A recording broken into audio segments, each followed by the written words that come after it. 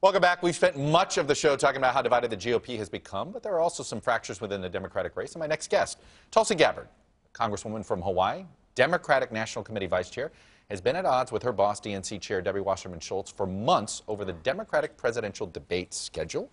Congresswoman, you're here because you have an announcement to make regarding your position at the DNC. Tell us.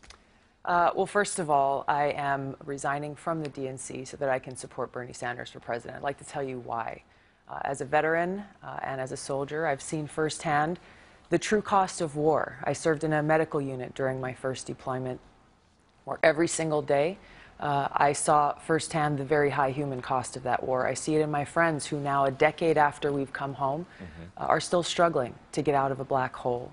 I think it's most important for us, as we look at our choices as to who our next commander-in-chief will be, is to recognize the necessity to have a commander-in-chief who has foresight, who exercises good judgment, who looks beyond the consequences, who looks at the consequences of the actions that they are looking to take before they take those actions, so that we don't continue to find ourselves in these failures that have resulted in chaos in the Middle East and so much loss of life. But you know, it was just a month ago, and this was sort of got us curious about. A month ago, you said you think the next commander-in-chief needs to have a, quote, military mindset. You said this during an interview on Fox News. Does Senator Sanders have a military mindset? From what I've seen, from talking with him and from his record, he does. And what that military mindset means is you go through an analysis process as you're looking at potential courses of action that you're going to take, and how and when we use our military power.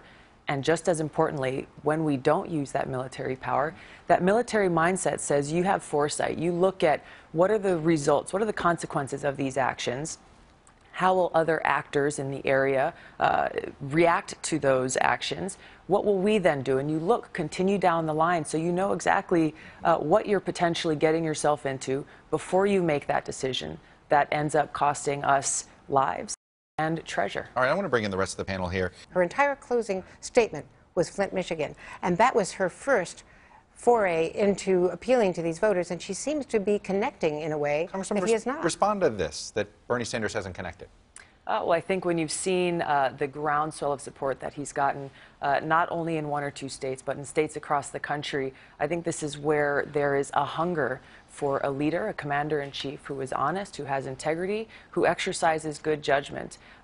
The communication of the contrast between Hillary Clinton and Bernie Sanders is something that has begun and I think needs to continue to grow, to make sure that as we continue through the next Super Tuesday, states that are voting and beyond, that voters are equipped with the right information, especially as it pertains to war and peace, and how these decisions impact these communities of color, how they impact communities that are coming from a different place.